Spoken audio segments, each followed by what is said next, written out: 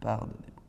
Jésus donc voit cette machine, hein, et on peut voir le parallèle avec la tempête apaisée, là. Hein.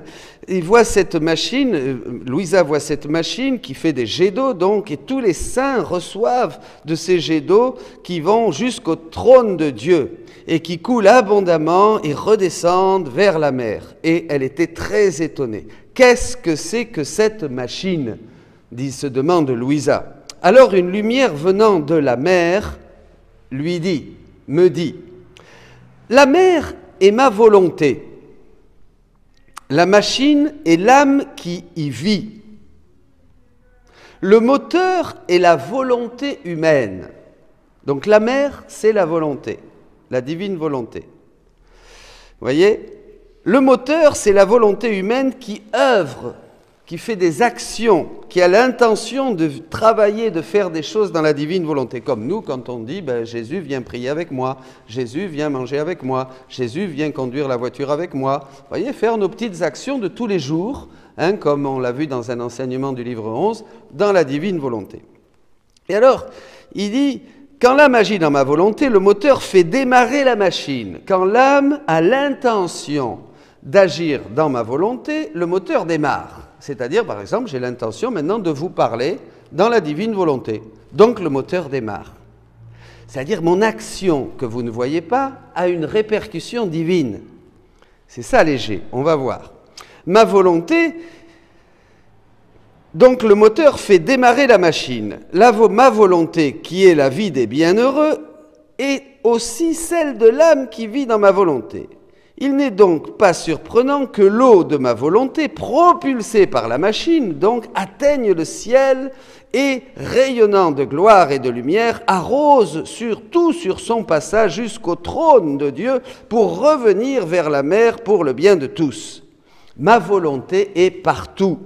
Les actes accomplis dans ma volonté ruissellent partout, sur la terre et dans le ciel. Ils ruissellent vers le passé parce que ma volonté a toujours existé, vers le présent parce que ma volonté est encore active, vers le futur parce que ma volonté existera à jamais.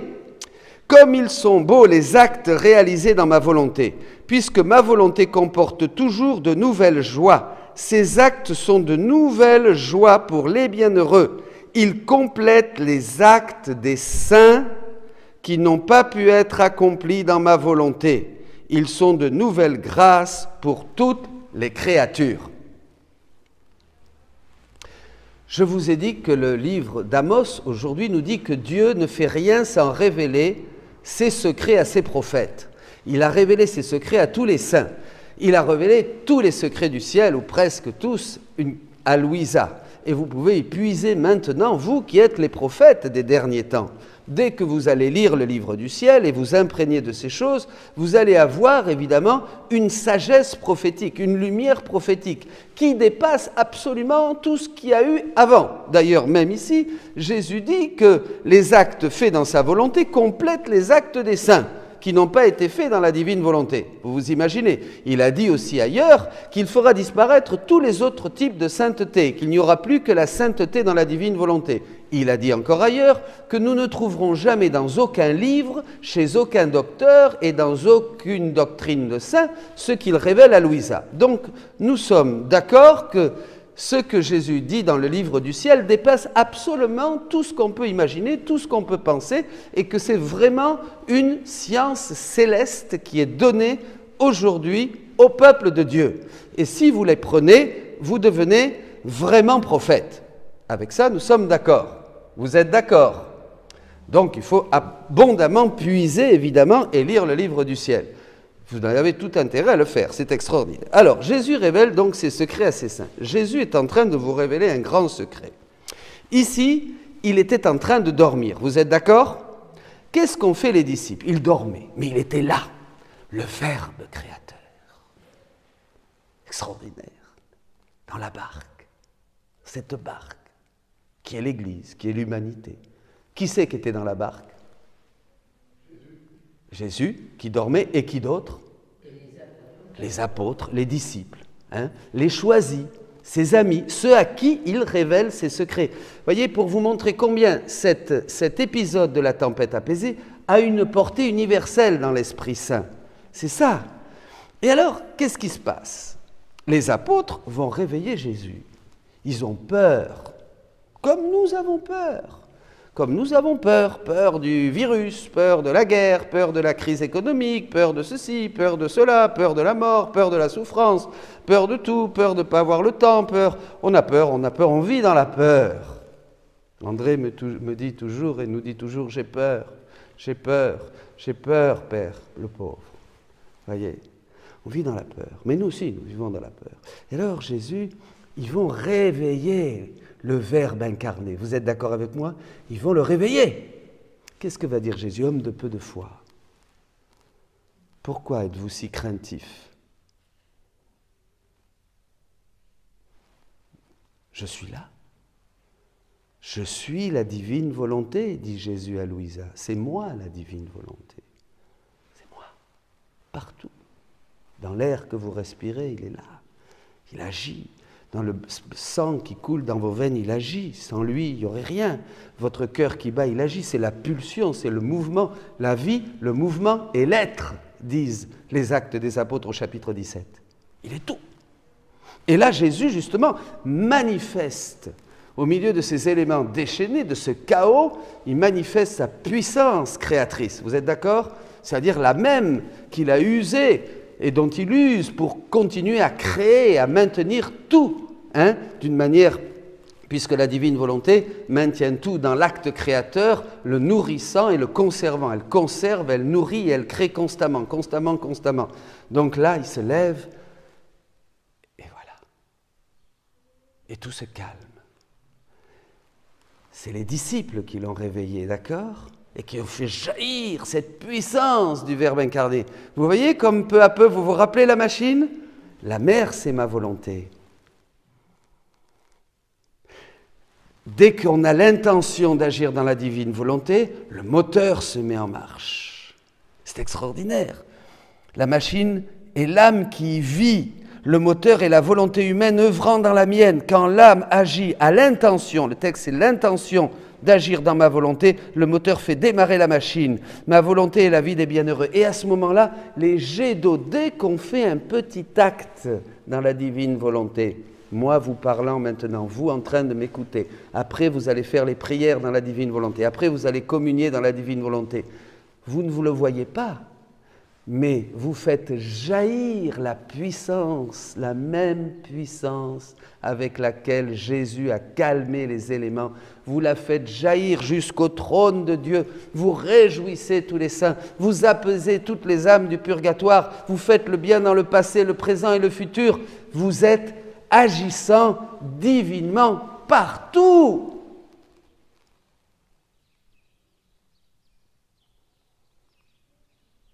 Ça paraît fou. Eh bien, c'est ça qui est écrit. C'est dans la parole de Dieu. Jésus n'a pas fait seulement cet épisode pour, allons plus loin, pour dire, bon, mais n'ayez pas peur les gars, je suis là, allez, vent, tais-toi, mère, calme-toi, voilà, vous voyez, c'est moi, Dieu. Vous croyez que le Seigneur avait ça pour ça? Mais non, ça va beaucoup plus loin. Dieu a fait ça pour vous dire, ce qu'il dit ailleurs dans Saint Jean, vous ferez les mêmes œuvres que moi, et vous en ferez de plus grandes encore. Mais ça, on ne pouvait pas le comprendre avant la divine volonté.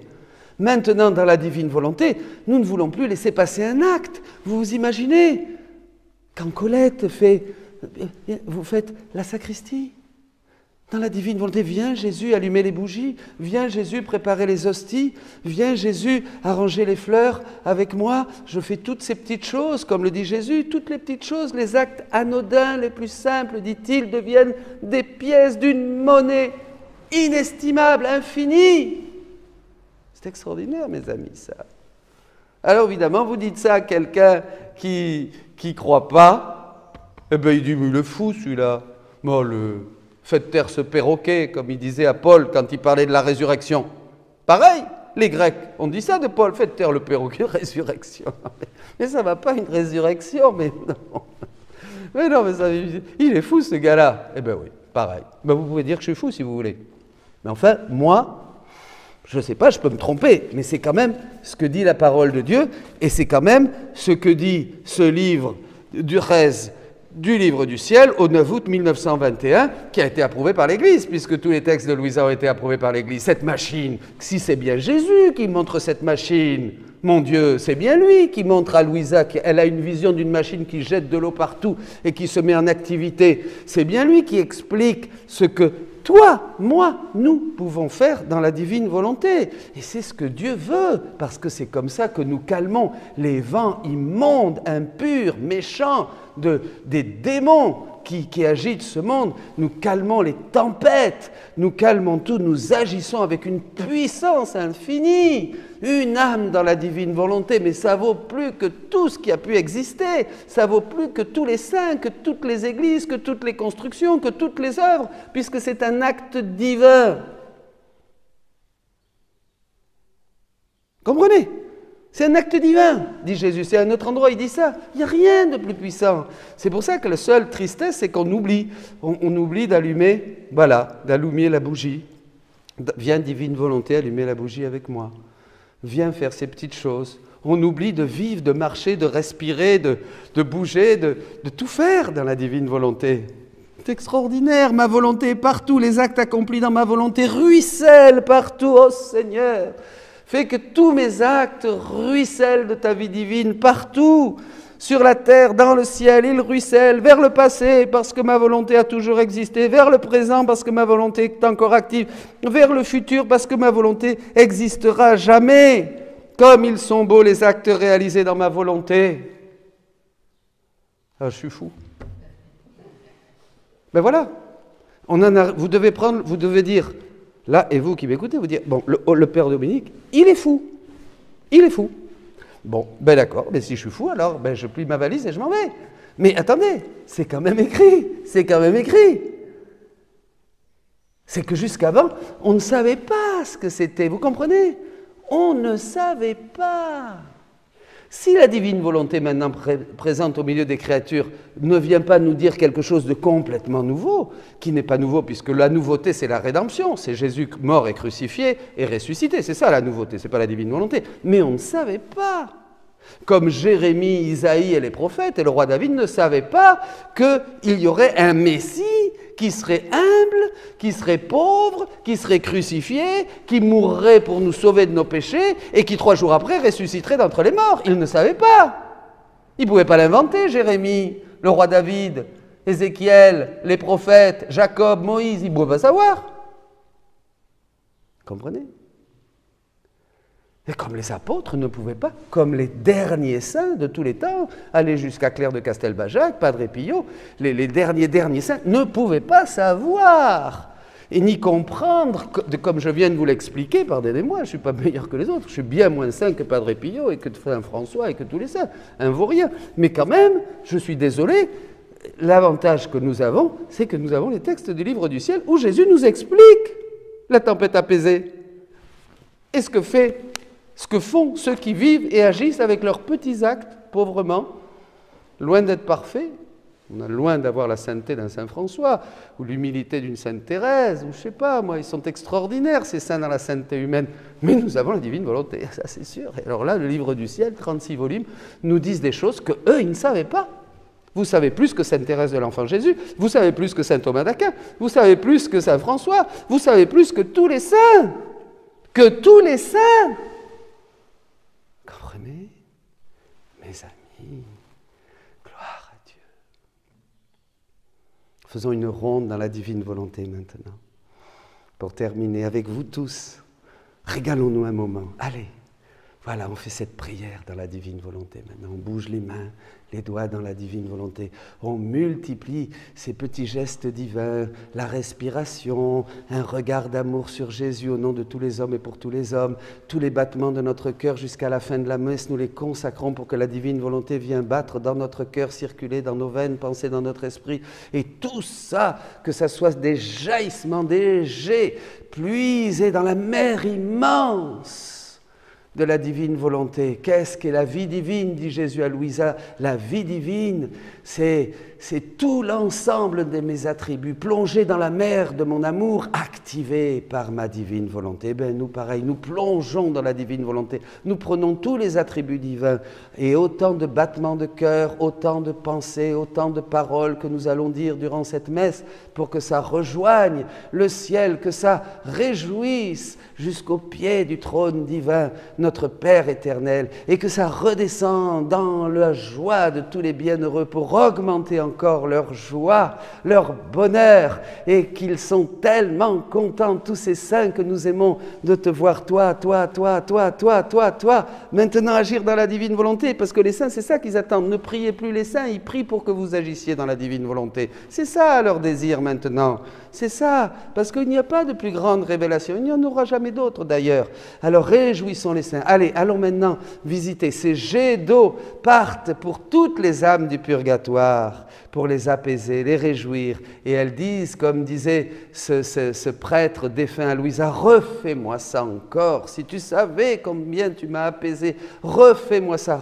Et alors Louisa reprenait toute la puissance, et on le fait, on reprend toute la puissance d'amour du Seigneur, tous les mérites de Jésus-Christ, et ça jaillit encore sur tout le purgatoire, sur toutes les âmes de nos fidèles défunts. Quel bonheur, mes amis. Allez, maintenant, prenons toutes les messes qui se sont célébrées et visitons tous les prêtres qui ont célébré les messes, depuis le début où se célèbre la messe, jusqu'à la fin, jusqu'à la dernière messe qui se célébrera sur la terre. Et prenons tout ça et offrons tout ça au Père dans la divine volonté. Alléluia, alléluia, alléluia. Et soyez bénis et apaisez la tempête, calmez les vents, réveillez par vos actes. Jésus dit ailleurs que d'ailleurs tu ne m'as pas fait travailler aujourd'hui, tu ne m'as pas fait faire, Louisa. Pensez que vous réveillez Dieu, vous faites agir Dieu. Une âme qui invoque la divine volonté dans ses actes, vous réveillez la puissance créatrice, rédemptrice, sanctificatrice de Dieu. En bougeant ton petit doigt. Ça, c'est la prière du chrétien. Ça, c'est la grandeur de l'homme sauvé par Jésus-Christ et qui entre dans le royaume et qui prend possession de tous les biens, tout ce dont nous avons été dépouillés. Dieu nous le donne de nouveau. Nous sommes ces enfants prodigues qui reviennent et qui reçoivent le sceau, l'habit de fête, les sandales. Tout est à toi, mon fils. Agis avec moi, sauve avec moi, crée avec moi, sanctifie avec moi, sanctifie toutes choses. Vous voulez être chrétien? C'est ça, être chrétien. Alléluia. Soyez bénis. Prions le Seigneur.